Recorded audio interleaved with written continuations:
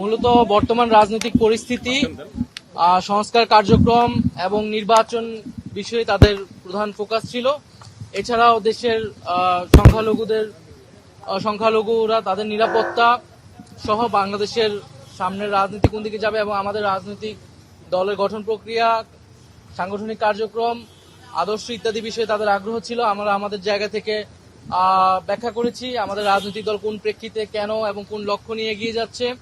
সংস্কার বিষয়ে আমরা যেই প্রস্তাবনাগুলো সংস্কার কমিশনে দিয়েছি সেটি আমরা বলেছি এবং আমরা আমাদের যে তিনটি দাবি, বিচার, সংস্কার এবং গণপরিষদ নির্বাচন, সেটি আমরা সুস্পষ্টভাবে বলেছি।